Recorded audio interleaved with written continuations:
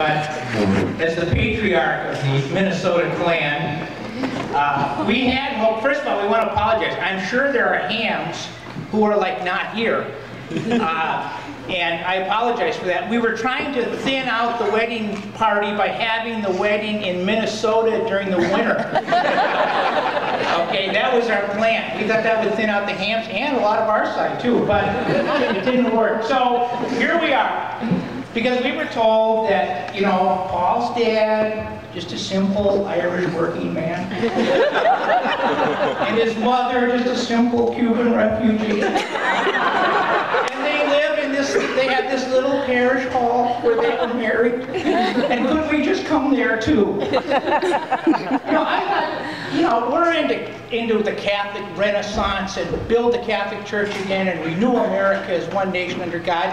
We're totally into that. So we thought, yeah, this sounds like a good idea. And I asked Bethany, where will the reception be? She said, well, it's kind of a church-like setting. I said, that sounds great. Because you have the, you know, we'll have the wedding. We'll go downstairs in the basement, the parish hall. The women of the Rosary Society will examine. You know, this is going to be beautiful. Let me tell you, we don't have any parish halls like this. Okay? But we're very, very glad to be here. Of course, we all had to come out here and meet the hams. Now, you can't really say ham family, can you? Family is just not quite big enough a word. Okay?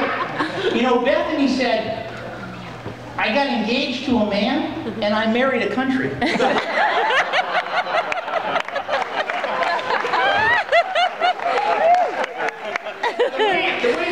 I think of the hams as like this socio-biological, spiritual supraorganism. The kind of things that like grow at the bottom of the ocean after centuries.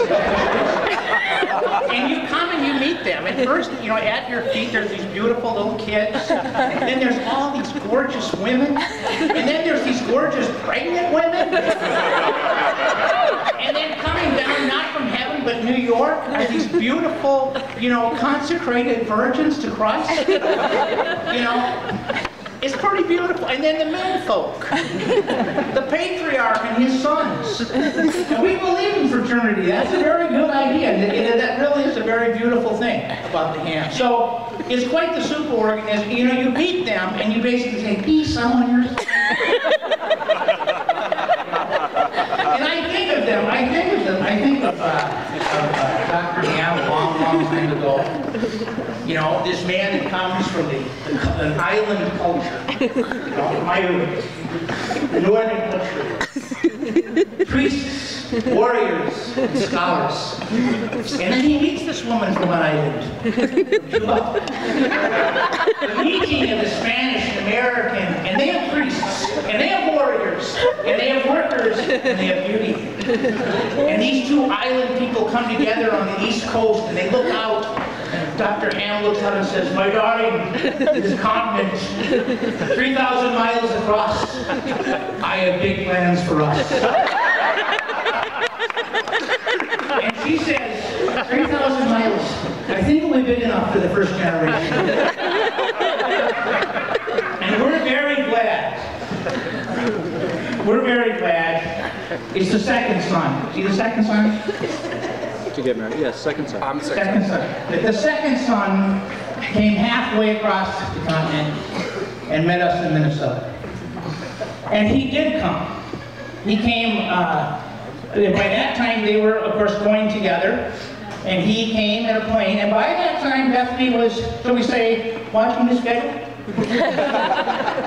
And little weekends that he would go away, but he had a pretty good story. And he came out to us in Minnesota, came to our living room, and told us, I don't know if you guys, how you think of your brother, but in the most poetic and profound way, he asked for her hand.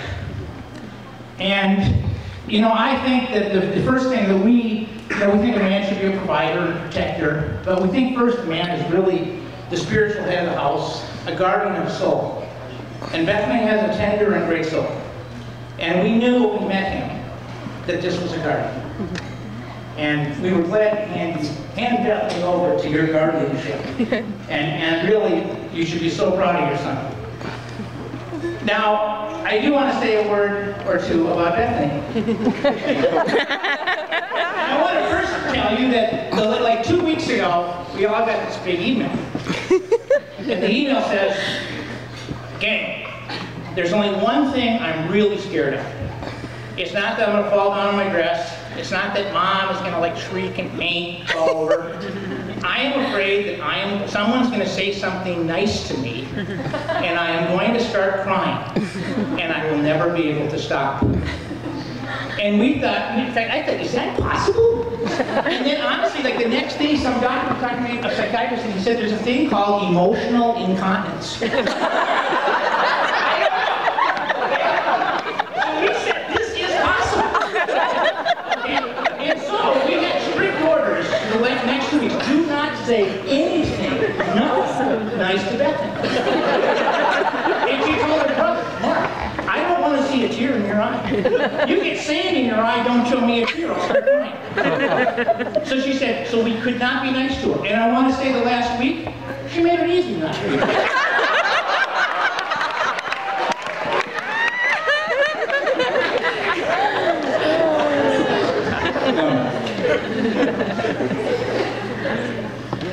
Your son has found what Scripture calls the pearl of great price. That's what he found. There are some flowers that, you know, with the first blush of spring, the flower blooms and you see all its glory, like tulips. There's other flowers and plants and trees that you have to go through the whole season, or maybe many seasons, before you see it all. And I can just tell you, your son has brought home a treasure, and I think you'll be blessed. And so, let's have a toast.